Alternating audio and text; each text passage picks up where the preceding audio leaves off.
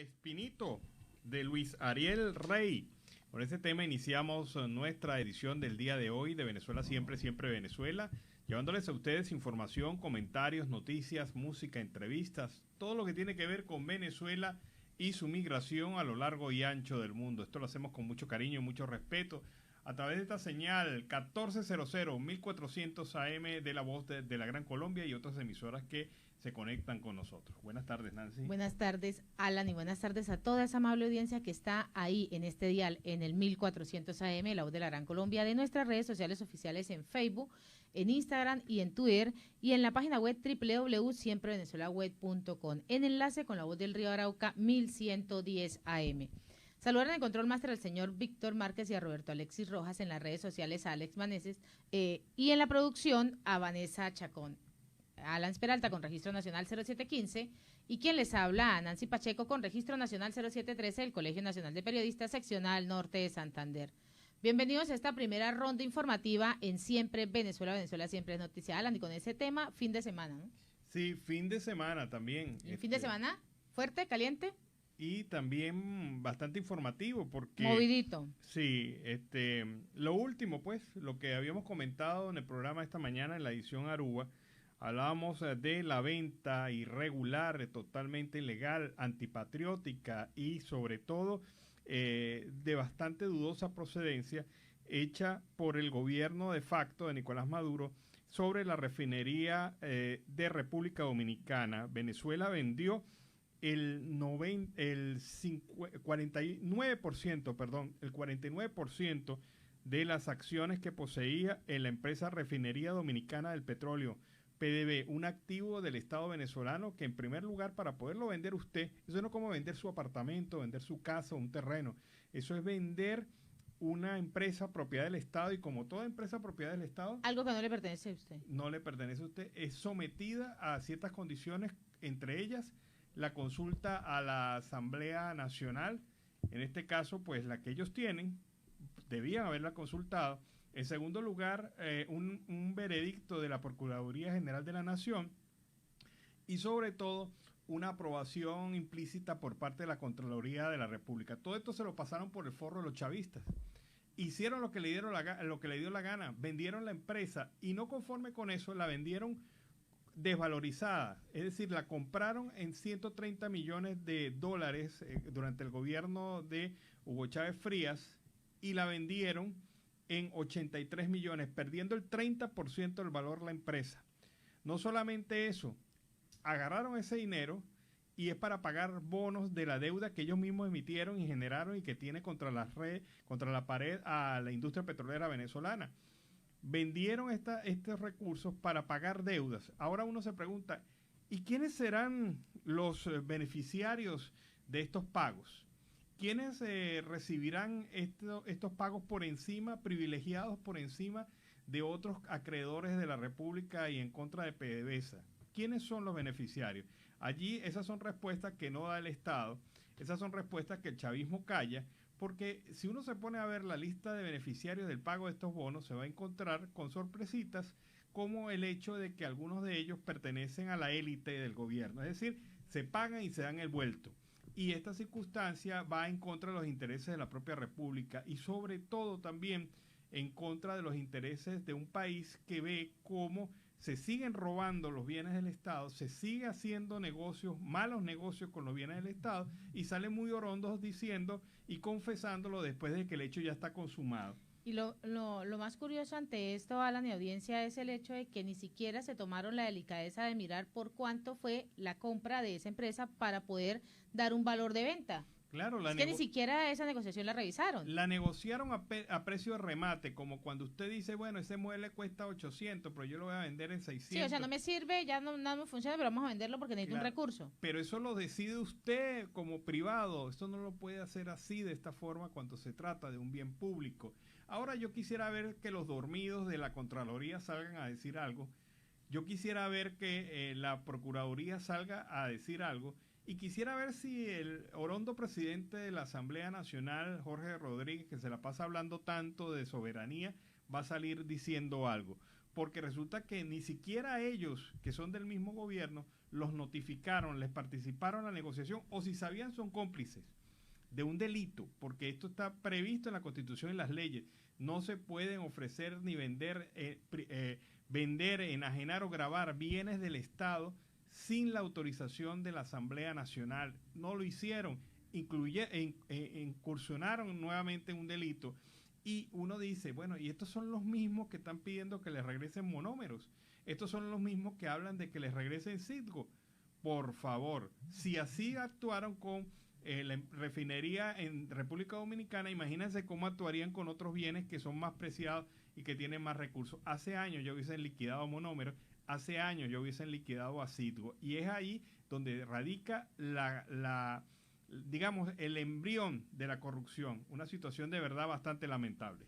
Es lamentable ver cómo un país que debe avanzar está en retroceso y cada día peor. Por eso esos cambios que se deben presentar, y más en ese encuentro que se tiene en México, para ver cuáles son esas soluciones de poder recobrar la democracia, de recobrar unas elecciones libres y justas y poder recobrar una nueva economía, Alan. Ante esto y ante ver las irregularidades y los graves problemas que se vienen presentando en Venezuela, los niveles de corrupción, porque estos son niveles de corrupción los que se presentan cada día más. Claro, esto es un acto tipificado en la ley contra la corrupción. Aquí se cometió un ilícito de gravedad y en algún momento, bueno, tendrán que responder ante las autoridades legítimas, no las actuales, que simple y llanamente se tapan la boca, se tapan los ojos, miran para otro lado. Bueno, tenemos a nuestro invitado de la tarde de hoy, Alan. Ya tenemos, creo que tenemos a Jean-Fren Gutiérrez Torres, quien es el director de Colombia Check, reportero y facilitador de periodismo de datos, ambiente y fact-checking. Pues es egresado de la Universidad Bicentenaria de Aragua en Venezuela, embajador de Infogran, ha trabajado como corresponsal en diferentes medios y en medio de eso pues ha publicado en Estados Unidos, Venezuela, Ucrania y Colombia. Vamos a tratar con él, Alan y audiencia, un tema bien importante sobre Colombia Chat y el proyecto Conectados Caminos por los Derechos. Bienvenido a Siempre Venezuela, Venezuela Siempre. Qué gusto. Muchísimas gracias por este espacio para conversar. Bueno, Gianfredi, coméntanos, ¿qué es Conectando Caminos por los Derechos? Bueno, Conectando Caminos por los Derechos es una asociación que tiene Colombia Check, o una alianza con Internews y con USAID para producir chequeos especialmente enfocados en 3 grupos: migrantes venezolanos, colombianos retornados y comunidades de acogida. Entonces, en nuestra labor normal o común, que es verificar discurso público o desinformación que se hace viral en las redes sociales y que resulta engañosa o contenido falso o de manipulación, estamos enfocando también una parte de nuestra labor en hacer chequeos que tengan que ver con migración venezolana en Colombia. Gianfredi, en un tiempo en el que las redes se han convertido en el principal medio de comunicación del mundo, en un momento en donde la comunicación fluye tan abierta e intensamente, nos hemos llenado de mucha información falsa. ¿Cómo identificar la verdad dentro de la mentira y la mentira dentro de la verdad de una información? Bueno, esto es un proceso periodístico llamado fact-checking o verificación de datos y hechos, que no siempre implica usar el sentido común o no simplemente implica utilizar algunas herramientas tecnológicas, ¿no? Es una labor que algunos de nuestros chequeos pueden recurrir a veces a un mes, por ejemplo, para saber qué fue lo que sucedió el Día de la Madre en Cali con la minga indígena. Y otras veces sí tiene que ver con verificar la veracidad de una fotografía o de un video o contextualizarla. Es decir, que no es tan sencillo como decir si algo es verdadero o falso, sino explicar cuáles son los elementos que están alrededor. Pero también hay unos elementos emocionales y psicológicos a los que podemos recurrir cuando estamos expuestos a tanta información. Y lo primero es saber o reconocer en sí mismo si esta información toca nuestros sesgos, nuestros miedos, nuestras sospechas, y si nos da demasiado la razón o si nos causa una indignación muy grande porque está contra nuestros valores o ideas, entonces hay que poner esa información en cuarentena porque probablemente estemos hablando de una desinformación. Hay estados, hay instituciones públicas y privadas que se están especializando de una manera maquiavélica en la generación de información falsa, información que ataca precisamente, eso es lo que tú señalabas, el tema de las emociones. ¿Hasta dónde hemos llegado y qué aspectos han podido ustedes descubrir en la investigación que realizan a través de este proceso? Bueno, ciertamente hay una red de desinformación que es transnacional, ¿no? Uno puede encontrar que, digamos, grupos políticos o económicos de distintos países pueden coordinarse para difundir desinformación que esté a favor de sus posiciones, ¿no? Pero uno de los peligros también es que justamente por estas posiciones políticas que uno puede tener, uno puede creer que es verdadero, algo que es falso, simplemente porque coincide con los temores que uno tiene, ¿no? Hay un estudio que hizo chequeado en Argentina, en África y en Europa, que encontró que es más probable que tú creas que el presidente de Estados Unidos, de Colombia o de Venezuela o de Argentina haya dicho algo o que sea verdadero o falso, que lo diga según tu posición política, aunque estas sean trivialidades, ¿no?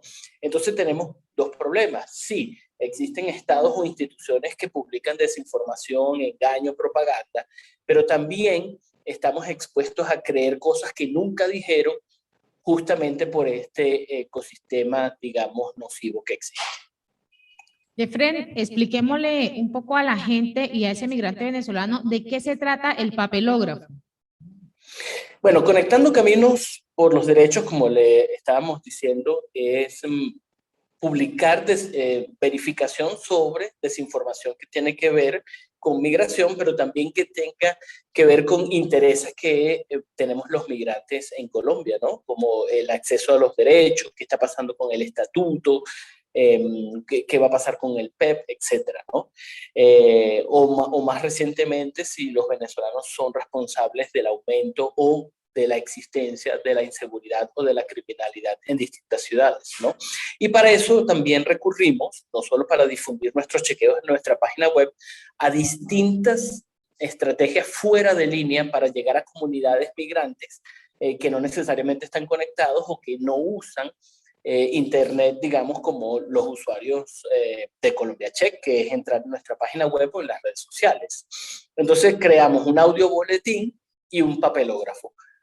Ambas estrategias basadas en lo que hace el Bus TV en Venezuela debido a la censura o a los cortes eléctricos y de Internet. Un papelógrafo no es más que la versión escrita de nuestros chequeos y verificaciones que voluntariamente los líderes sociales migrantes en Colombia y su equipo transforman estos chequeos que están publicados en Internet en estos avisos parroquiales o en estos papelógrafos llenos de información correcta y que ponen en distintos lugares donde se reúne la comunidad, ¿no? La iglesia, la casa de justicia, el centro comunitario. Ahora dime, Gianfredi, hay una cosa interesante y la estaba analizando en la medida que ibas explicando esto, que es cómo lo offline se liga a lo online. Es decir, cómo estamos generando información en flujo y reflujo permanente utilizando estrategias tradicionales y también estrategias modernas. Sí, así es, porque como la desinformación existe justamente antes de Internet, los desmentidos o la verificación o las aclaratorias también existen. Y estamos utilizando justamente esta mercadeo de guerrilla o estas técnicas tradicionales como el perifoneo o como lo que hacían los juglares de ir de lugar en lugar llevando la información correcta. Estamos echando mano, digamos, de estas estrategias o técnicas que ya conocíamos, no solo para difundir, sino también para escuchar. Los líderes sociales nos están contando cosas que no necesariamente están en Internet y pronto vamos a publicar cuál es el derecho de las mujeres migrantes gestantes al sistema de salud colombiano, porque es algo que les llega muchísimo y que no necesariamente está rodando en Twitter o en Facebook. ¿Cómo puede participar un ciudadano común en este trabajo que ustedes vienen realizando? Bueno, por eso estamos contactando a los líderes comunitarios, que son los que nos ayudan a que los ciudadanos puedan, digamos, tener acceso a lo que estamos publicando.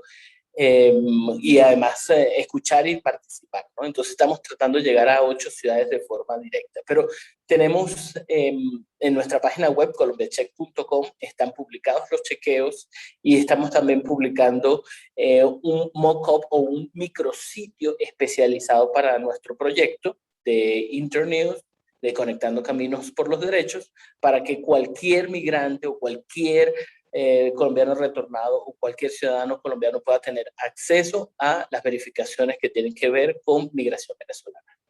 Gianfredi, finalmente, si tú le pudieras dar un consejo a un usuario de redes sociales sobre cómo verificar una información o qué pasos debería dar para tratar de orientarse si una información es verdadera o es falsa, o si tiene una intencionalidad o no la tienes, ¿qué le recomendarías? Le recomendaría autoexaminarse. Si uno está en contacto con una cadena de WhatsApp o con un video o con un meme, con una fotografía, y esta te da toda la razón, te dice que todas tus sospechas, miedos, temores y valores están correctos, probablemente esté producida, fabricada para generar estos conceptos.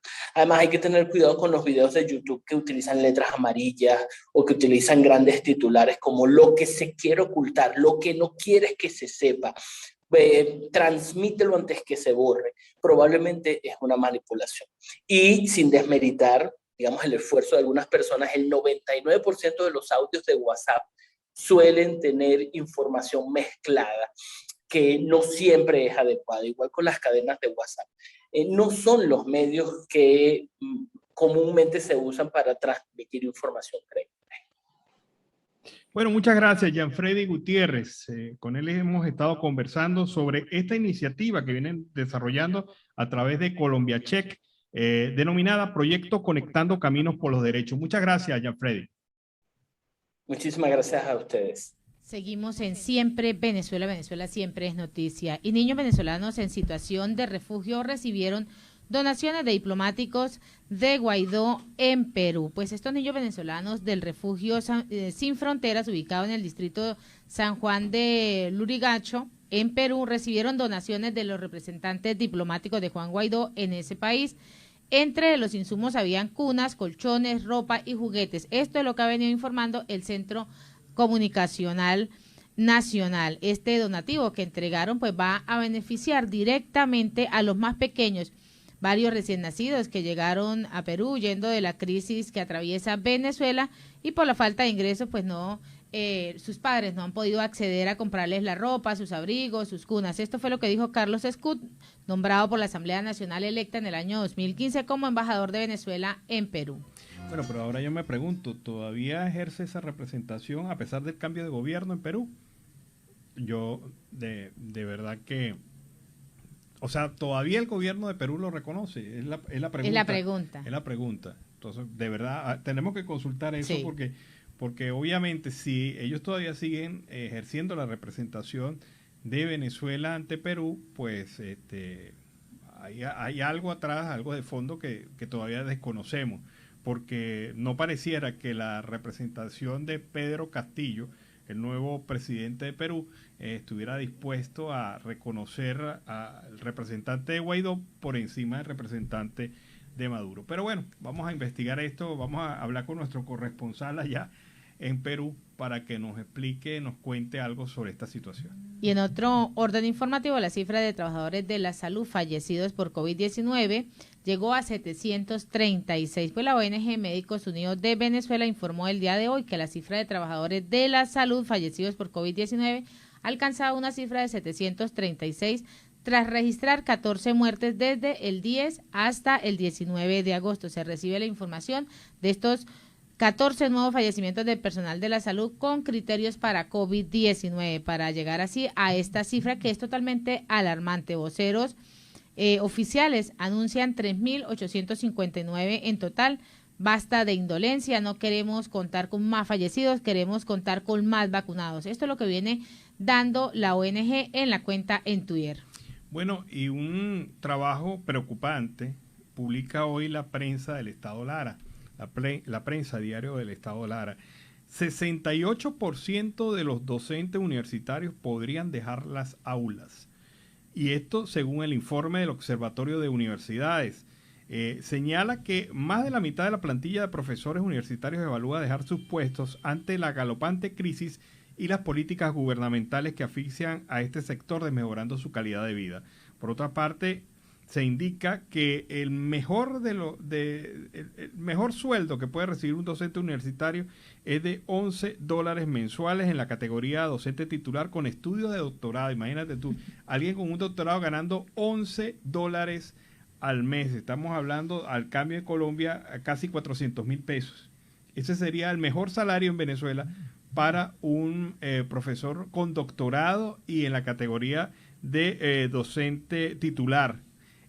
También, por otra parte, se manifiesta que los estudiantes, más de un 50%, también plantean la deserción escolar y universitaria, debido fundamentalmente a que no tienen los recursos para trasladarse, para alimentarse y para tener la capacidad de comprar libros o conectarse a la internet con el objetivo de formarse, de seguir educando, a hacer los trabajos. Mira que lo más sencillo, lo más esencial, esa es la palabra exacta, de un estudiante universitario, como lo es estudiar, precisamente. ¿Qué es eso? No se puede hacer, y como no, por razones netamente económicas, y como no se puede hacer, más de la mitad de ellos plantean retirarse de las universidades este año. Y en Siempre Venezuela, siempre vamos a una pausa comercial y musical. Ya regresamos. Bueno, sabroso este tema colombiano de Zuli Murillo, quien interpreta Torcaza y el Gato. Este tema que suena sabrosito a esta hora en el día viernes, día de Venezuela siempre, siempre Venezuela. Bueno, y Tamara Sujú ha reaccionado en relación a la venta de la refinería en República Dominicana. El peor negocio que uno haya podido ver en estos días por parte del gobierno de facto, pero peor negocio para el país, porque para ellos es tremendo negocio y ahorita les explico por qué. Bueno, la narcotiranía remata refinería de PDVSA en República Dominicana sin autorización y nadie dice nada. Y la Asamblea Nacional Legítima, que se supone que reconocen países democráticos del mundo, ¿qué dice de la venta de este activo de la nación? Dice indignada Tamara Sujú. Pero vean ustedes el negocio lo explican a través de redes sociales. Henkel García, economista venezolano, señala lo siguiente: endeudaron al país y después pagan rematando sus activos. O sea, un me pago y me doy los vueltos. Mira qué ocurre. Hay muchos contentos. Les dieron en Venezuela créditos en bolívares. Eso pasó hace 4 años, hace 5 años cuando se emitieron los bonos. Les dieron créditos para que en bolívares posteriormente compraran bonos en dólares del régimen. O sea, ese era el negocio. O sea, me dan crédito en bolívares, yo esos bolívares los invierto y compro bonos del régimen en dólares. Ahora no pagaron los créditos que recibieron en bolívares. ¿Ni en bolívares? Pero ahora, ¿qué ocurre? Les van a pagar nominal bonos en dólares más intereses. Imagínate tremendo negocio que han hecho allí. Ambos lados celebrando. Maduro está cumpliendo con los testaferros, plus de ambos. O sea, si alguien me dice que hay un mejor negocio que ese, no se lo creo. La gente recibió créditos en bolívares que nunca pagaron. Utilizaron esos bolívares para comprar bonos de la deuda pública en dólares. Y ahora, 5 años después, reciben nominales en dólares porque reciben al 100%. Le dan retroactivo. Y le pagan retroactivo y le pagan intereses. Ay, qué bueno, ¿no? Qué negociazo. Están todos felices. Eso fue sacado de jonrón. Están todos felices con los dineros públicos, con los activos públicos. De verdad que la barbarie roja no deja de sorprenderme. O sea, se inventan cualquier negocio para acabar con lo poco que queda de los bienes públicos de la República. Y en otro orden informativo, Venezuela en transición energética está totalmente en cero. Pues en los últimos 20 años en Venezuela, en el tema de la transición energética, pues no se ha hecho absolutamente nada. Lo que logró el régimen chavista madurista fue la destrucción de este sistema eléctrico nacional, teniendo Venezuela la capacidad para el desarrollo de la energía eólica, solar e hidrógena. Así, se desprende del Foro de la Transición Energética Global y de la Política Energética Venezolana, organizada por la Comisión Delegada y la Comisión de Energía y Petróleos de la Asamblea Nacional Legítima. El presidente de la Comisión de Energía y Petróleos de la Asamblea Legítima, el diputado por el Estado Zulia, Elías Mata, ha indicado el debate recordando que desde el inicio del modelo del siglo XXI, se reformó la ley del servicio eléctrico en el año 2010 y se creó la ley de reorganización del servicio eléctrico en agosto de ese mismo año, la cual pues crea a Corpoelec, que calificó como uno de los grandes males que tiene Venezuela en la actualidad. Bueno, te comento una cosa en relación también es que uno se sorprende, en relación a la venta de esta refinería, quien gestiona la venta es una empresa, un consorcio de República Dominicana. Bueno, uno se imagina que es un consorcio encargado de transacciones financieras de alto nivel. Pues no, es una empresa chocolatera. Una empresa chocolatera de República Dominicana a través de una de sus filiales, es una empresa poderosa en República Dominicana, hay que reconocerlo, pero a través de una de sus filiales se encargó de comprar primero los bonos de la deuda pública venezolana, después se los canjeó al gobierno de Venezuela por las acciones que Venezuela tenía en la refinería dominicana y luego le hizo cesión de esas acciones al gobierno de República Dominicana, ganando ellos su comisión. Pero, señor, uno no se explica cómo se le deja en manos a este tipo de transacciones a una empresa cuyo principal objetivo económico es producir cacao y chocolate. ¿Cómo se mezcla? ¿Cómo se mezcla el cacao y chocolate con los dólares y el petróleo? Ah, por Dios. Bueno, no sé cómo sale esa combinación, pero ahí está. Vean ustedes lo que se inventan estos carrizos para robar, seguir robando y estafando al pueblo venezolano y causándole pérdidas patrimoniales. Va a salir el Contralor General de la Nación públicamente a cuestionar un negocio que le hizo perder al Estado venezolano el 30% de su valor, 43 millones de dólares. ¿Va a salir? Vamos a esperar. Vamos a esperar a ver qué respuesta te van a dar. No, ¿Qué respuesta le van a dar al pueblo venezolano? En derecho se llama eso silencio administrativo negativo, porque no te están diciendo que no te van a responder. Y en Siempre Venezuela, siempre vamos con el primer reporte de nuestro corresponsal, Oliver Luyano, el amigo de todos.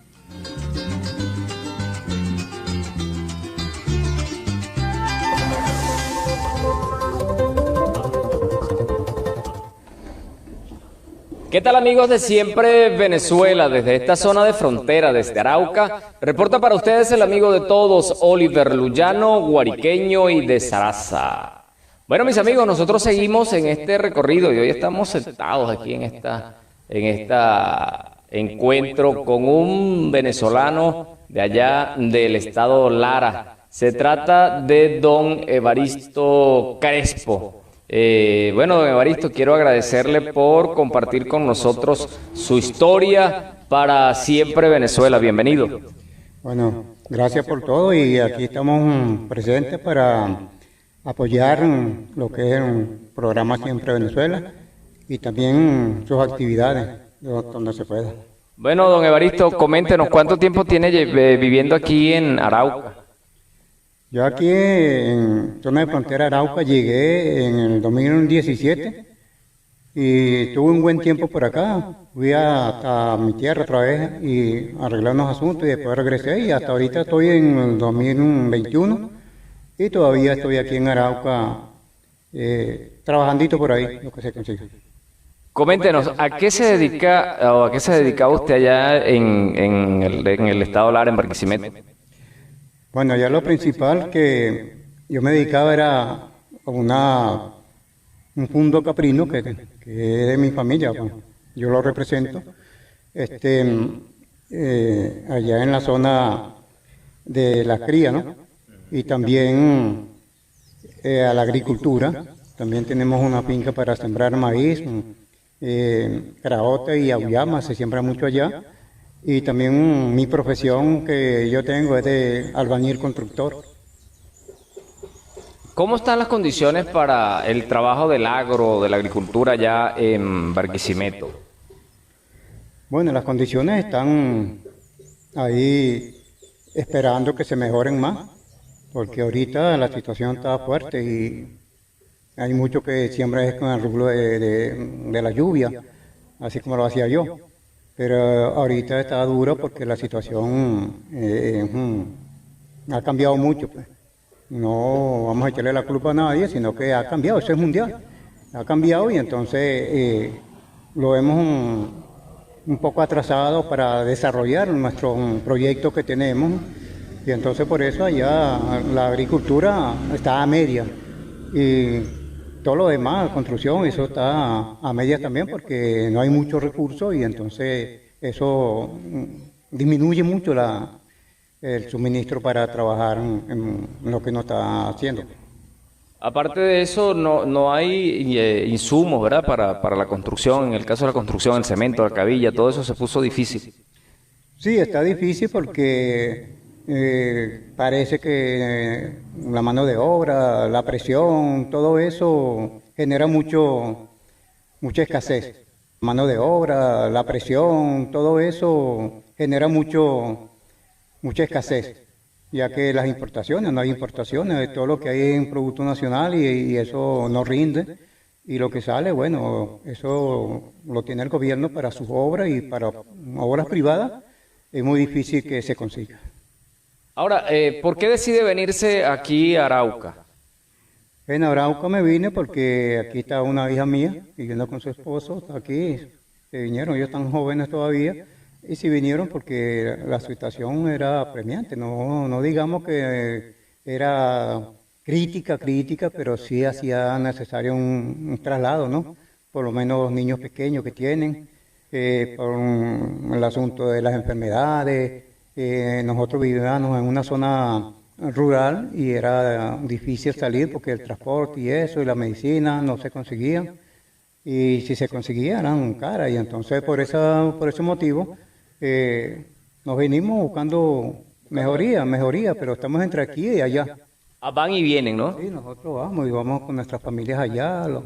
Aquí, bueno, aquí en Colombia, el gobierno colombiano nos ha tendido la mano muy cordialmente y nos ha tratado bien, más otras instituciones, tanto privadas como del gobierno también, nos han apoyado mucho, pues, y entonces no tenemos nada de qué decir, pues estamos dentro de lo que cabe bien. Están bien. Ha mejorado la condición de vida, por supuesto. Sí, aquí hemos mejorado la condición de vida porque al menos tenemos la comida y trabajamos por ahí. Y yo tengo mi trabajito que hago por ahí. Bueno, ¿A qué se dedica usted, don Evaristo? Aquí, mire, aquí de ser maestro de construcción de obra, soy cosedor de zapatos. Y eso me ayuda. Y 10.000 pesos que me agarre diario, ya eso... ¿Usted cose zapatos? ¿Ese oficio lo aprendió aquí o ya lo traía de Venezuela? No, ya lo traía de Venezuela. Eso lo hacía un cuñado mío, yo me ponía a mirarlo y entonces voy aprendiendo. Aprendí y guardé todos mis materiales de trabajo y dije, por algún día me hacen falta. Pues cuando me vine para acá, ya me vine sin nada y la yerna mía me dice, pero ¿por qué no se lleva lo que tiene ahí de esta cámara? Puede ser que le sirva allá. Mire, y con eso es que me estoy defendiendo aquí. Qué bueno. Mire, y ese cambio de hacer la parte agrícola y emprender como zapatero, ¿cómo lo ha tomado? ¿Qué enseñanza le ha dejado? Bueno, me ha dejado la enseñanza de ser honrado primeramente, porque estoy trabajando un trabajo honrado, que no me da vergüenza de decir que es lo que hago, porque también tiro charapo, caldilla, hacha, lo que me salga, electricidad, todo. Yo conozco todo ese ramo porque yo conozco de construcción. Bueno, entonces me ha enseñado que la humildad por delante primero es lo que a uno lo hace ser firme en cualquier sitio. Y hay que adaptarse a los tiempos y al momento, ¿no? Sí, uno cuando está en otra parte dice que tiene que bailar el son que le toca. Y entonces uno tiene que amoldarse a la cultura de esa otra ciudad, de otra ciudad, de otro estado, de otro país. ¿Y cómo ha visto usted aquí en Arauca? ¿Cómo se ha sentido? ¿Qué extraña de Barquisimeto? Bueno, ya de Barquisimeto extraño a mi familia y mis animales. Que están por allá, están cuidaditos, pero todavía quedan algunos animalitos por allá y entonces extraño todo eso y los vecinos, todo por allá. ¿Sueña con volver?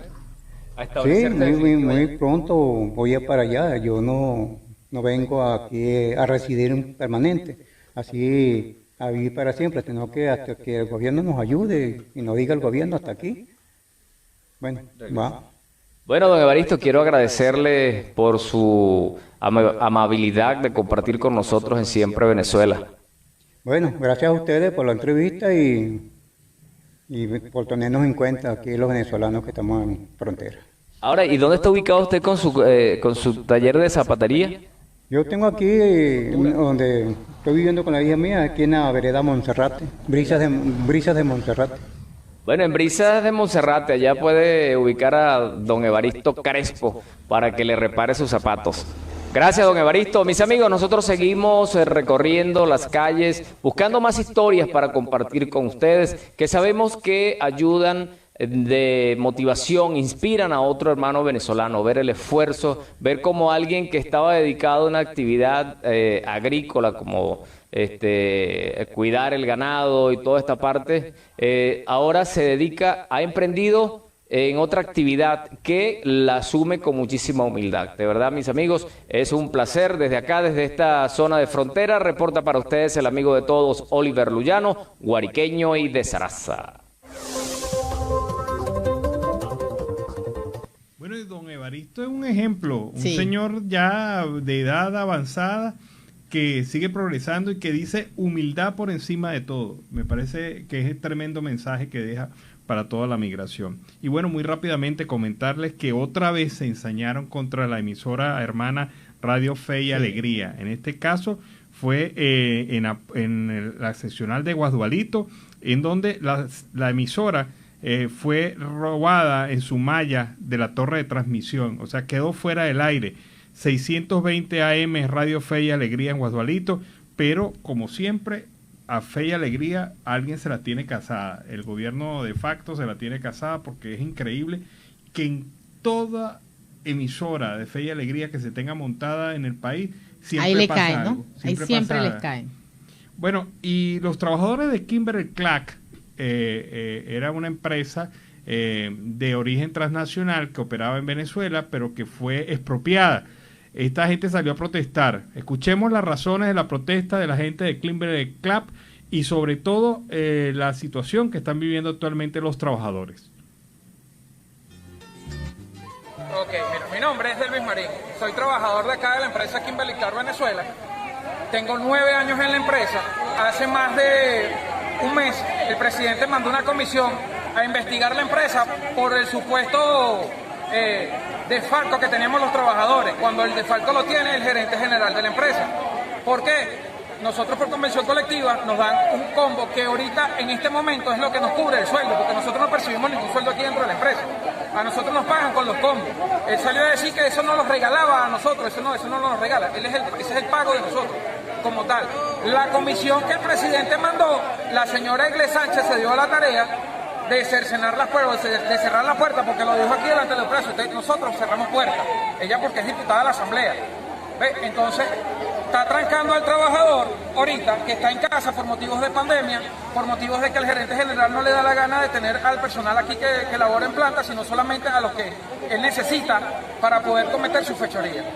Entonces nosotros estamos haciendo un llamado al presidente de la República para que le diga al señor ese del DIGESIN, que hizo la investigación, que cuál fue los resultados que arrojó, porque aquí hay un desfalco y no es de los trabajadores son los perjudicados. De hecho, aquí estamos, la cantidad de trabajadores que estamos, más de 800 trabajadores que estamos en la calle, porque según es la pandemia, pero nosotros queremos trabajar, ellos nos traen materia prima, ellos sacan producto de la empresa con nombre y cédula falsa, con una factura falsa, diciendo que es un trabajador de la empresa, y eso es lo que ellos hacen para quitarnos los... ¿En cuánto está la producción de la empresa? Mira, nosotros tenemos aquí, la empresa no produce ni siquiera el 10%.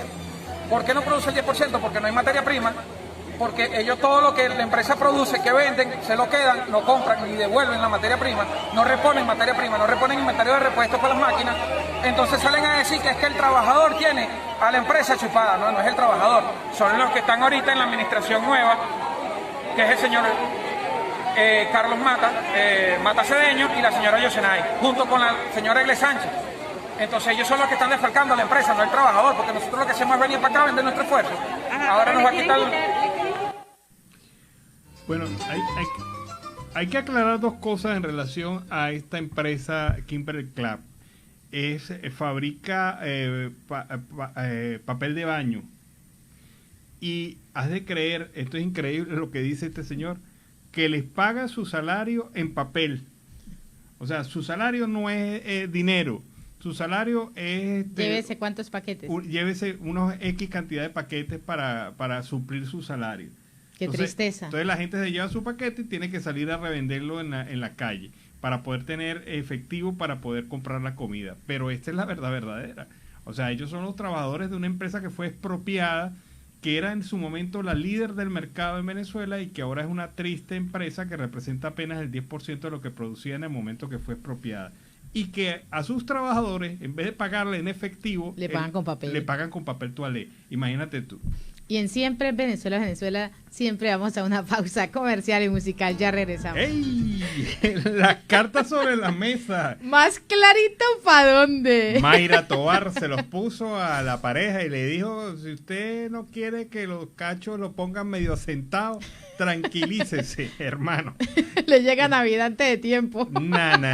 Qué cosa. La música recia. Música recia. Y los temas donde la mujer asume... el rol como tiene que ser. El rol de liderazgo. Ayer escuchábamos una canción de que era que si tenía...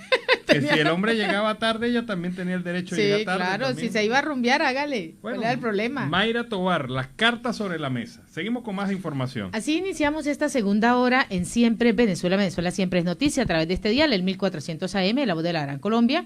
De nuestras redes sociales oficiales, síguenos en Facebook, en Siempre Venezuela Radio, en Instagram, @Siempre Venezuela Radio, y en Twitter, @Siempre Venezuela. Y en la página web www.siemprevenezuelaweb.com. En enlace con La Voz del Río Arauca 1110 AM. Y en esta segunda hora se incorpora Radio del Film 1060 AM. Saludamos en el Control Master a Robinson Cárdenas, a nuestro corresponsal Carlos Uzcategui y a toda esa amable audiencia que se pega en esta segunda hora, que está ahí pegadita. Continuamos con más información. Bueno, recordemos que Javier Tarazona, Rafael Tarazona y Omar García cumplen 50 días de detención arbitraria sin que hasta los momentos el Ministerio Público haya presentado acusación formal. Esto es violatorio del Estado de Derecho y sobre todo violatorio de la normativa del proceso jurídico. La Fiscalía del Ministerio Público tiene un lapso de tiempo determinado para presentar su acusación formal. No lo ha hecho hasta este momento y sigue violando la norma, sigue violando la ley, la propia Fiscalía del Ministerio Público y el tribunal, porque el tribunal de la causa debería haber determinado libertad para estas personas, ya que seguirían vinculados al proceso, pero en libertad. Y esto pues no se ha cumplido tampoco porque evidentemente los Tarazona, Javier y Rafael, como Omar García, son presos políticos en Venezuela. Y la Federación Médica Venezolana celebra 76 años de su fundación y con una ofrenda floral en honor a los médicos fallecidos por el COVID-19 y una misa pues se iniciará este martes 24 de agosto los actos conmemorativos a estos 76 aniversario de la fundación de la Federación Médica Venezolana. Douglas León Natera, presidente de la Federación, ha informado que la programación se iniciará a las 9:30 de la mañana en la sede de la institución y además ha indicado que la misa será oficializada por el Monseñor Tulio Ramírez, obispo de Guarenas. Los actos incluyen una rueda de prensa prevista para las 11 de la mañana. Luego se presentarán los reconocimientos y la imposición de las medallas. La científica y cirujano hematóloga Aisa Müller, miembro de la Academia Nacional de Medicina, será la oradora del orden del 76 aniversario de la organización. La doctora Müller, pues, egresó de la Universidad Central de Venezuela como médico cirujano en el año 71, realizó estudios de posgrado en hematología en la clínica del Hospital Universitario de Caracas y de hematología experimental en el Instituto Venezolano de Investigaciones Científicas entre el año 71 y 72. Es máster en Salud Pública de la Universidad de Harvard del 2005, profesora titular de la UCB. Además, ha publicado numerosos avances e investigaciones científicas en hematología. Bueno, y siguen las críticas en todo nivel por el nombramiento de la nueva ministra de Educación en Venezuela. Una ministra que es apoyada por los malandros, porque los presos de la cárcel de La Pica la apoyaron en su campaña interna del PSUV. Una ministra de Educación cuyo hijo fue detenido en México por narcotráfico, se encuentra pagando pena allá en México. Una ministra de Educación que sale en un video boxeando. Una ministra de Educación que no tiene las credenciales como para eso de ser ministro. Bueno, fíjense los nombres de algunos de los ministros de Educación de Venezuela. Caraciolo Parra Pérez, Rómulo Gallegos, escritor venezolano, Alberto Smith, especialista e investigador venezolano, Arturo Usla Pietri, una de las mentes más claras y más brillantes de Venezuela, Gustavo Herrera, también está Ruth Lerner de Almea, hija de inmigrante, primera embajadora de la UNESCO y ministra de Educación en Venezuela, y Yelisa Santaella, que es la que tenemos actualmente. O sea, de verdad que cuando uno ve los currículums de los ministros que han pasado por ese despacho, uno dice, está Luis Beltrán Prieto Figueroa, Humberto Fernández Morán, nada más y nada menos que el inventor de bisturí electrónico, y otros tantos venezolanos que han dado luces a ese ministerio. Realmente pues es decepcionante lo que hace el gobierno de facto. Eso demuestra un desprecio claro por la educación, especialmente por una ministra que mandó a los maestros y a los docentes a vender plátano para compensar el sueldo. Ahora, hablando de ese ministerio y ese Ministerio de Educación, hablemos, el chavismo quiere uniformar a las universidades con un pensamiento único, y esto lo viene alertando el presidente de la Asociación de Profesores de la Universidad Simón Bolívar, William Anzueme, donde asegura que el deseo de la administración chavista es imponer al socialismo y uniformar a las universidades para llevarlas a un pensamiento único. También destaca que si bien hay avances tecnológicos que no se pueden descuidar en beneficio de la enseñanza y del aprendizaje, y mucho más por el contexto actual a causa del coronavirus y las clases que se están dando a nivel virtual, tuvieron que mudarse y lo han hecho a través de la casa, pues es decir, educación desde la distancia. No obstante, ante esto, resalta que las casas de estudio universitario han sido atacadas por el oficialismo y que actualmente están secas y acabadas. Esto es lo que viene hablando el presidente de la Asociación de Profesores de la Universidad Simón Bolívar. Bueno, y vámonos a contactar directamente con nuestro compañero Carlos Uzcategui, el Miura, desde La Guajira, Colombo, venezolana. Saludos cordiales, una feliz tarde para todos desde el departamento de La Guajira. Carlos Uzcategui, el Miura, la voz del Caribe, para el programa Siempre Venezuela, Venezuela Siempre. Un saludo cordial a Alan Peralta, Nancy Pacheco y a ese gran equipo de producción, ya en el comienzo del Happy Weekend. A esta hora, buen provecho para todos ustedes, ya con las noticias del Cesar, La Guajira, el Magdalena, la costa Caribe y el Atlántico. Corpo Cesar solicitará crédito de 65.000 millones de pesos para la recuperación del río Cesar. En crónicas, el supremacismo vallenato atenta contra la multicultura del Cesar. Cuidadito, lluvias del día de hoy pueden ser torrenciales, podrían provocar inundaciones en el Cesar. Bares, discotecas y billares de Valledupar pidieron ampliar horarios de atención. Murió el locutor y presentador de artista Andrés Tejedor en el municipio de Maicao, víctima de un paro cardiorrespiratorio. Fuertes lluvias en el Caribe Sucre provocaron la ruptura del chorro del queso en el Caimito. Jornadas de elección a la presidencia de la República y Congreso Nacional podría ser de 2 días, afirmó el registrador. Desde este sábado, el Ministerio de Salud habilita vacunación a jóvenes entre 15 y 20 años. Secretaría de Salud de Uribia avanza con la vacunación contra el COVID-19 en las comunidades Guayú. Secretaría de Educación de Maicao inició actividades tras recibir competencias del sector educativo. Avanzan obras de mejoramiento de la vía en Pozo Hondo en Barranca. DIMAR propone declarar la calamidad pública para atender la erosión costera en Dibuya.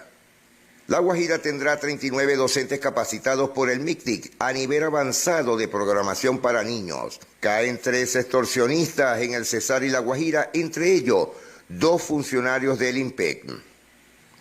Va en aumento la inseguridad en Barranca. Roban en local comercial 15 millones de pesos. Condenado alias Toño a 24 años y 10 meses de cárcel por asesinato en Dibuya. El presidente Iván Duque Márquez posesionó a Jairo Klopatovsky como embajador de Jamaica.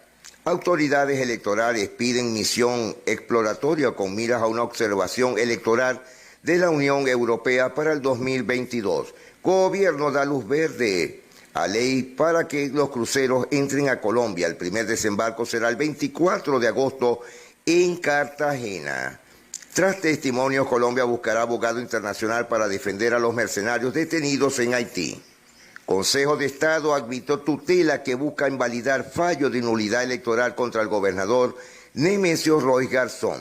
Superindustria sanciona a Supertiendas Olímpicas por infringir derechos de los consumidores. Personero de Riohacha en La Guajira pide al alcalde José Ramiro Bermúdez que solucione problemática por paro en el basurero municipal.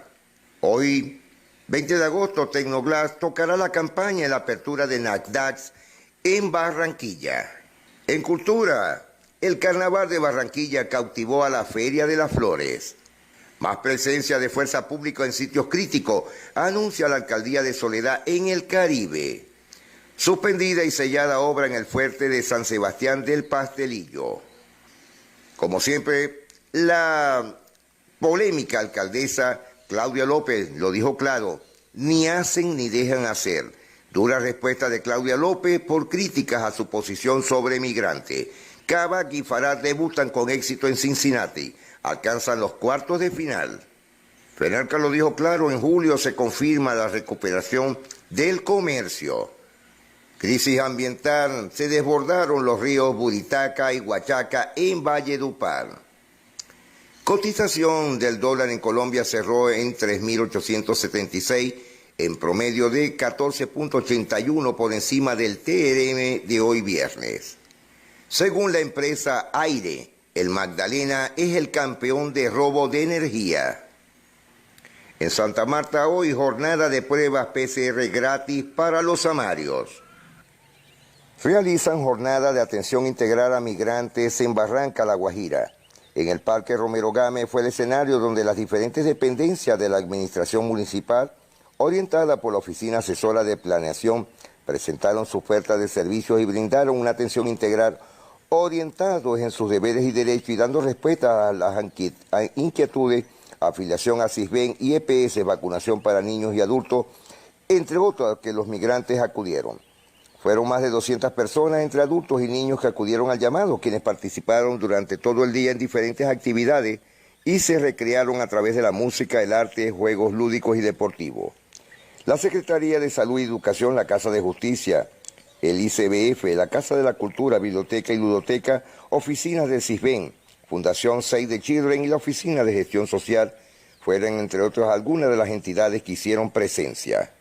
La idea fue brindarles atención y dar las respectivas recomendaciones según las necesidades que tengan las personas y según lo que nos arroje el acompañamiento psicosocial a través de la valoración y remitir a las entidades competentes, expresó Heidi Inela, funcionaria del ICBF.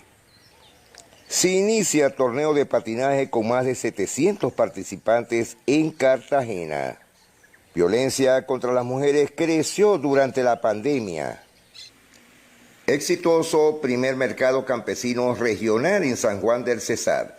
Cerca de 35 asociaciones campesinas de la región participaron del exitoso mercado campesino. Estudiantes de la Universidad de La Guajira clasifican entre los mejores puntajes de las pruebas Saber Pro del país. Desde hoy aplican la segunda dosis de vacuna Pfizer en La Guajira. Fondo de Adaptación entregó 3 sedes educativas en la zona rural de Maicao. En Riohacha se realizará la segunda jornada integral de atención a los habitantes en condición de calle. En La Guajira, Camarones, Tigreras y Pelechua, afectados por las lluvias y fuertes vientos, aún continúan sin servicio eléctrico y, por supuesto, grave situación para el paso de los caminos rurales en los corregimientos. Desde ayer, acompañantes podrán ingresar al Aeropuerto Internacional Almirante Padilla de Riohacha. Más de 80 personas fueron beneficiadas de jornada especial para problemas con el tránsito en Tomar Razón, en La Guajira. Recuperan capa asfáltica en el sur del departamento de La Guajira. Alerta ante el Ministerio del Interior. 18 líderes sociales denuncian amenazas de muerte en La Guajira. Ciudadana sospechosa de portar la variante Delta del COVID en Maicao ya cumple 10 días de aislamiento. La Guajira fue seleccionada para mostrar su potencial turística en México. Albania es líder en la aplicación de vacunas contra el COVID-19 en La Guajira. Iniciaron el proceso de caracterización en detención de riesgo de prevención y vulneración en Villanueva. Señores, nos estamos despidiendo a esta hora. Carlos Ucategui, el Miura, la voz del Caribe, para el programa Siempre Venezuela, Venezuela Siempre. 1000 bendiciones para todos, buen provecho a esta hora y un happy weekend. Bueno, y le copiamos, happy weekend, inicia hoy y bueno, ya se ha despedido Carlos Ucategui, el Miura, desde La Guajira, Colombo, venezolana. Y bueno, los estudiantes universitarios están buscando la forma, las maneras de ayudar a las universidades en esta crítica situación que están viviendo. Se han incorporado en diversas acciones, pero una de ellas nos la comenta Jesús Mendoza, quien es consejero estudiantil de la Universidad Central de Venezuela, quien nos explica cómo los estudiantes están apoyando a su propia universidad. La recuperación de espacio en nuestra casa de estudios. Ya a esta fecha hemos visto cómo se han recuperado la mayoría de los espacios verdes, donde se ve que hay un mantenimiento y una poda controlada de los árboles en tierra de nadie en los alrededores de la Facultad de Arquitectura, Odontología, Medicina, FACES y FCJP. También desde el viernes se está haciendo una limpieza profunda en todo lo que es plaza cubierta y una remoción de tierras para poder poner grama y diferentes elementos vegetales. También se está haciendo un trabajo con Corpoelet e Hidrocapital. Desde hoy vinieron patrullas para la revisión del sistema eléctrico y el sistema de tuberías, el cual también se pudo ya arreglar el bote de aguas que existía en la calle de Ingeniería y de Arquitectura. Desde la representación estudiantil seguiremos en nuestra casa de estudios, haciendo contraloría de cada espacio recuperado, de cada zona trabajada, porque nuestra casa hay que cuidarla y hay que hacerle contraloría a cada espacio que se recupera.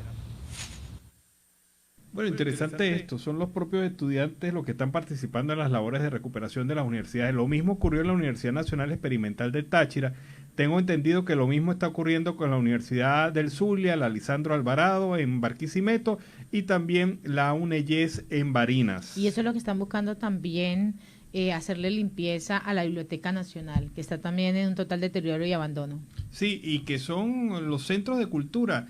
No dejemos morir los centros universitarios, no dejemos morir la cultura en Venezuela, no dejemos abandonado el sector cultural. Cada quien pues tiene que poner su granito de arena para esto. Recuerdo yo que hace pocos días recuperaron el aula magna de un problema eléctrico grave que tenía y fue un profesor de ingeniería quien se dedicó sin cobrar nada por eso a arreglar un daño que le habían cotizado a la universidad en casi $12,000. Le habían cotizado el daño y este profesor, conjuntamente con un equipo de estudiantes, pues se dedicó a reparar esto y ya el aula magna de la universidad tiene luz. Y en Siempre Venezuela, Venezuela Siempre, vamos a una pausa comercial y musical. Ya regresamos. Bueno, el tema Tú y Yo de Calle Ciega, con ese tema iniciamos la última porción de este pedazo de torta que es Venezuela Siempre, Siempre Venezuela, llevándoles como siempre información y comentarios diversos como este, que da mucha pena, pero hay que comentarlo. Venezuela se quedó sin director técnico para su selección de fútbol. José Peseiro ha renunciado formalmente y ha manifestado que la rescisión de contrato con la Federación Venezolana de Fútbol se debe, entre otras circunstancias, a que le deben 14 meses de salario. O sea, no se ha salvado tampoco. No, tampoco él. Tampoco él tenía bonos de estos de bonos bonos felices, lo vamos a denominar, que le están pagando con la venta de la refinería en República Dominicana, pero con profunda tristeza, dice, abandonamos un proyecto que nos motivó, nos ilusionó y al que nos dedicamos con total compromiso, esfuerzo y emoción. Incluso ante todas las adversidades encontramos la fuerza para desarrollar nuestro trabajo, máxima exigencia, fomentando circunstancias muy favorables para el futuro de la Vinotinto. Hicimos todo, realmente todo, hasta que sentimos que no había más condiciones para continuar a pesar de las gestiones realizadas. Llegamos a una situación de 14 meses de salario en retraso, una situación que consideramos insostenible. Claro, evidentemente más de un año sin cobrar salario, ¿cómo vas a sobrevivir? Queremos agradecer a todos los que participaron en nuestro proyecto, dejando una especial referencia al pueblo venezolano, a los clubes, a los entrenadores y jugadores venezolanos, finalmente a todos los jugadores a los que tuvimos el privilegio de liderar en distintos módulos y competiciones. Seremos 5 más porque renunció Peseiro, pero también renunciaron los 4 técnicos que lo acompañan, el técnico físico, el de estrategia, etcétera. 5 más, aparte de todos los venezolanos, los que estaremos apoyando y animando a la Vinotinto. Pero qué vergüenza. 14 meses sin cobrar el director técnico de la selección Vinotinto. Y bueno, esas son las verdades que solamente se saben cuando la gente renuncia. Eso es lamentable, pero también es lamentable, Alan y audiencia, de cómo se ha venido manejando el tema de la vacunación y de esas dosis de vacuna. Y es totalmente incongruente esas cifras de vacunación que se han venido distribuyendo y aplicando en Venezuela y salen al descubierto en el día de hoy unas nuevas listas. 3.354.512 vacunas pues se han distribuido en Venezuela para inmunizar a la población en esta lucha, en la lucha contra el COVID-19, según los reportes de la Alianza Rebelde Investiga. Sin embargo, ante esto, de acuerdo a los diferentes voceros de la administración de Nicolás Maduro, se han aplicado más vacunas de las distribuidas, 4.678.086 dosis. En este sentido, en la 11ª semana de vacunación se viene presentando un aumento del 26% del número de las vacunas aplicadas hasta el 17 de agosto. Este incremento al ritmo de vacunación con respecto a la semana del 3 al 10 de agosto, pues se registró el 13% de aumento. ¿Dónde está esa inmunización de rebaño? ¿Dónde están esas vacunas? Porque acá el gobierno viene presentando una cifra y en medio de las investigaciones sale la pena que son 3.345.000 y el gobierno dice que son 4.678.000. No, pero de verdad que no funciona la matemática. El chavismo no es bueno para las matemáticas. Si tú tienes esa diferencia de más de 1 millón de vacunas, no eres bueno para las matemáticas. Si no fueron buenos con la negociación. No, pero perdóname. Que o sea, no se dieron cuenta ni siquiera de cuánto costó comprarla para luego hacer esta venta. Perdieron 43 millones de dólares en un negocio. Y salen felices y contentos y muy orondos diciendo, ay, vendimos la refinería de República Dominicana. Y el Congreso mudo. Y la Contraloría muda. Y la Procuraduría General de la Nación muda, y el gobierno mudo y hasta la oposición muda, porque hasta ahora no se ha manifestado. Tamara Suju es la única que ha reaccionado y nosotros que a lo mejor estamos aquí tomando posición muy claramente sobre esta materia. Pero miren, por primera vez en la historia de la industria petrolera venezolana, todo el petróleo venezolano en producción se le vendió a China. Resulta que durante los primeros días del mes de agosto, entre el 1 y el 14 de agosto de este año, se produjeron un total de 537.000 barriles de petróleo al día. A esa cantidad de petróleo se le descontó lo que se le paga a China precisamente por deuda externa y lo que va a Cuba, que no entiendo por qué va a Cuba, porque los venezolanos tenemos más necesidades que ellos. Pero resulta que el 100% del restante de lo que quedaba de producción petrolera, por lo menos durante los primeros 15 días del mes de agosto, se fue a China. Esto es la primera vez en la historia de la industria petrolera que pasa. Antes nuestros clientes eran Estados Unidos, Europa, Centroamérica, pero ahora resulta que nuestro cliente y único cliente, monocliente diríamos nosotros, es la República China, que se llevó 537,000 barriles de petróleo diarios, un total de 243 millones de dólares le produjo esto a las arcas públicas, pero y uno dice, ¿y el bloqueo? ¿De qué bloqueo hablan? Ese es simplemente bloqueo para su propio interés. Sí, la estadística sale del análisis hecho por Tanker Traders Company y de la propia OPEP. O sea, de la OPEP sacaron la producción diaria y de esta empresa Tanker Traders sacaron el estimado de petroleros, de tanqueros petroleros que salieron de Venezuela y correspondían las dos cifras. Y hablando de crisis, porque Venezuela está de crisis en crisis, la crisis del combustible para los productores agrícolas en el estado andino, pues se ha venido agravando cada día más. Pero vamos a escuchar lo que dice el diputado Joaquín Aguilar del estado de Trujillo.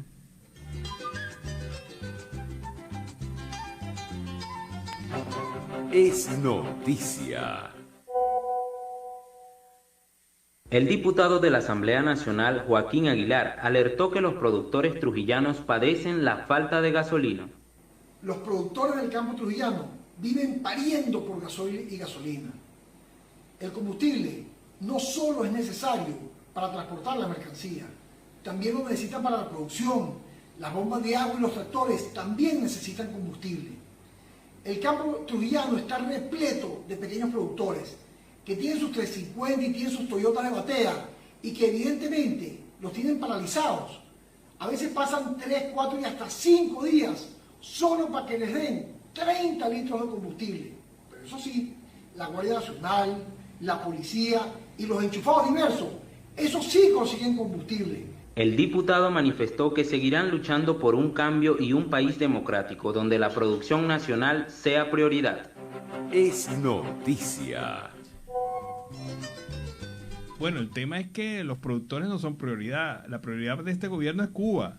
Y se van los tanqueros para Cuba y todavía, mire, todavía son caretablas que dicen que hay bloqueo. ¿Y cómo pasan los tanqueros para Cuba? ¿Cómo pasan para China? ¿Cómo están llenos los bodegones en Venezuela? ¿Cómo hay vehículos de lujo en Caracas, en las Mercedes? ¿Cómo los ministros pueden ostentar riqueza? ¿Cómo está pasando? Y dicen ellos que hay bloqueo mental para algunas cosas. Yo digo que ¿en qué cabeza cabe? Es que estoy muy molesto. ¿En qué cabeza cabe que usted haya comprado por 130 millones y haya vendido por 83? ¿En qué cabeza cabe eso?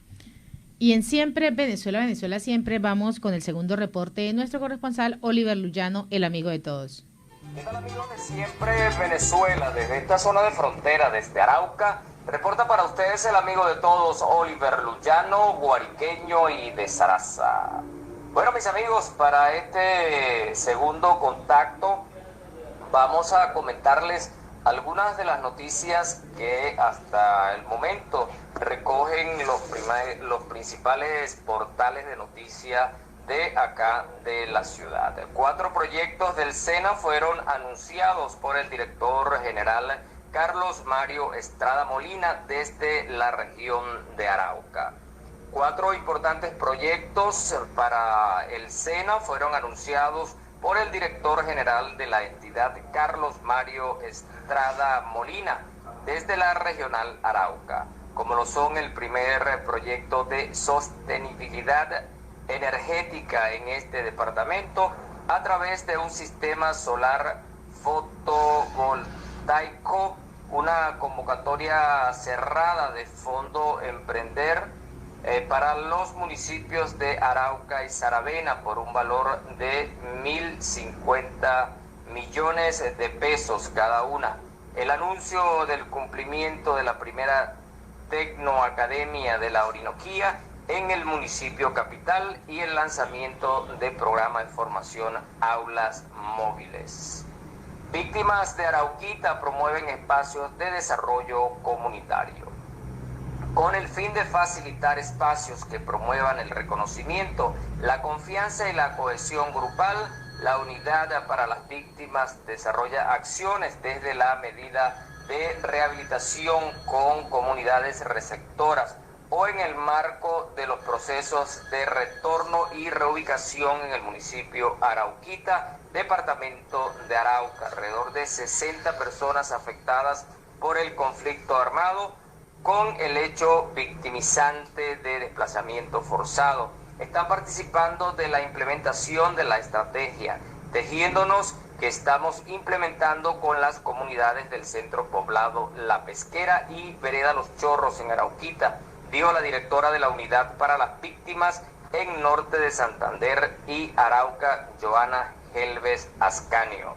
Por otra parte, Jornada Nacional de Vacunación Regular en Arauca, con el fin de iniciar y complementar el esquema de vacunación regular. El sábado 21 de agosto, desde las 8 de la mañana hasta las 4 de la tarde, se dará inicio a la tercera jornada de vacunación del esquema regular, la cual incluye en los 7 municipios del departamento de Arauca. Considerando que la vacunación es un servicio de salud que no debe ser interrumpido, damos apertura a la tercera jornada de inmunización del esquema regular, teniendo en cuenta las medidas preventivas para el contagio de COVID-19, puntualizó Yunekdit Castro Henao, referente del programa ampliado de inmunización de la Unidad de Salud de Arauca.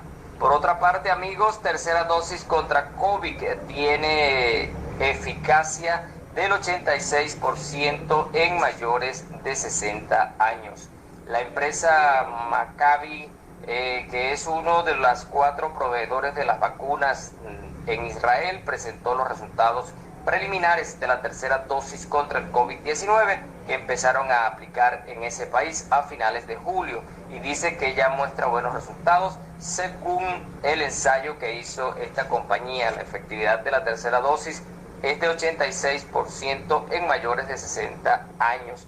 En sus datos dice que solo 37 personas de las 149.144 que recibieron el refuerzo se contagiaron de coronavirus, frente a un poco más de 1.000 afectados que solo tenían 2 dosis. Bueno, amigos, y en materia electoral también queremos resaltar esta noticia, y es que la Registraduría de Colombia no descarta que las elecciones del 2022 se realicen en 2 días. Durante una sesión en la Comisión de Vigilancia y Seguimiento del Organismo Electoral de la Cámara de Representantes, el registrador nacional Alexander Vega confirmó de cara a las elecciones del próximo año están estudiando la posibilidad de aumentar el horario de la jornada de votaciones y que se podría extender a 2 días. Bueno, mis amigos, también él quería informarles que el programa de Claro, de Migrantes Conectados, que realiza Claro en varios municipios de Colombia, acá se realiza en el municipio capital, en Arauca, que va enfocado a atender a los migrantes venezolanos. Recordemos que son más de 2.000 SIM card que ha donado la empresa Claro junto a Activoca y USAID. Esto con la intención de que los migrantes tengan información con respecto a los programas que desarrollan estas organizaciones y además facilitarle la posibilidad de estar comunicados. Esta actividad se desarrolla en las instalaciones de la Iglesia La Excelencia, Centro Internacional La Excelencia, acá en el departamento de Arauca. Muy importante para que los amigos que nos escuchan tomen esta información, mantengan el orden, mantengan la calma. Recuerden, amigos, que es importante que demos un buen ejemplo, porque de acuerdo a cómo usted se comporte, no solamente habla de usted, sino que también habla de los demás venezolanos y, por supuesto, habla de nuestro país.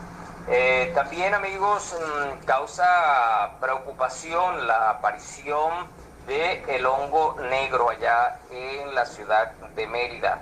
El gobernador del estado ha hecho la denuncia y la notificación a los entes de salud nacional, invitando pues o solicitándole al gobierno que tome las medidas necesarias pertinentes para evitar que este hongo, que representa un alto índice de peligrosidad, no avance hasta otras ciudades y se pueda transmitir hasta otras personas.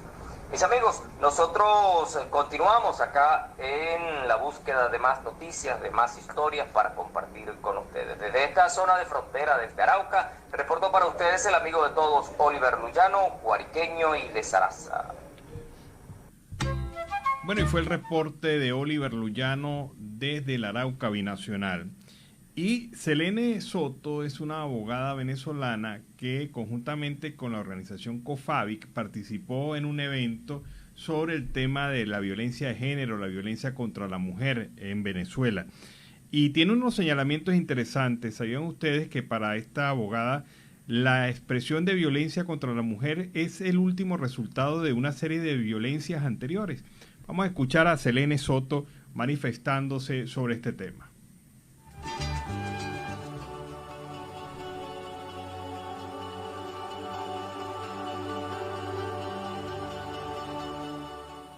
La exrelatora de violencia contra la mujer en algunos de sus informes señalaba que es importante cuando estamos frente, por ejemplo, a una muerte violenta de una mujer, en el caso de los femicidios, el femicidio en sí mismo suele ser el último acto o el acto más agravado de un continuum de violencia. Entonces, ahí hay otra falla que se presenta y que también es importante que tengamos en cuenta cuando no se incluye dentro de la investigación y dentro de los procesos un análisis sobre el contexto que rodea esa situación, que puede ser tanto un contexto individual, o sea, la situación individual de esa mujer, de su familia o de sus relaciones cercanas, pero también un contexto más estructural.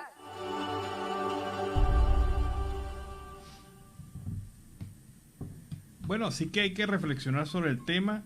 Cuando se llega al feminicidio, se ha pasado por todas las etapas de violencia contra la mujer. O sea que es previsible.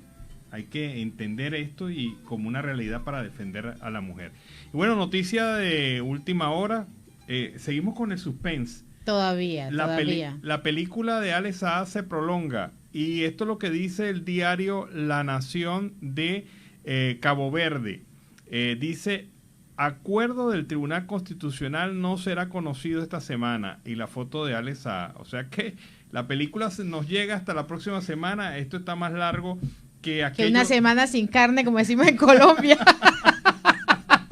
Está más largo que una semana sin carne. Y bueno, así pues esperaremos la próxima semana cuando el Tribunal Constitucional de Cabo Verde, que se extendió más allá del lapso que ella misma se fijó, porque era hasta hoy. Pero bueno, ya ellos tendrán sus razones. El Tribunal Constitucional de Cabo Verde se pronuncia sobre el caso de Alex Saab la próxima semana. Y así con esta nota hemos llegado al final de una emisión más de Siempre Venezuela. Venezuela siempre es noticia a través de este dial, el 1400 AM, La Voz de la Gran Colombia, de nuestras redes sociales oficiales en Facebook, Instagram, Twitter, en la página web www.siemprevenezuelaweb.com, en enlace con La Voz del Río Arauca 1110 AM, Radio Delfín 1060 AM. Agradecer en el control máster al señor Víctor Márquez, a Roberto Alexis Rojas, a Robinson Cárdenas, en las redes sociales a Alex Meneses, en la producción a Vanessa Chacón, Alan Peralta con registro nacional 0715 y quien les habló, Nancy Pacheco, con registro nacional 0713, el Colegio Nacional de Periodistas, seccional norte de Santander. Hasta la tarde. Hasta la tarde, nos vemos.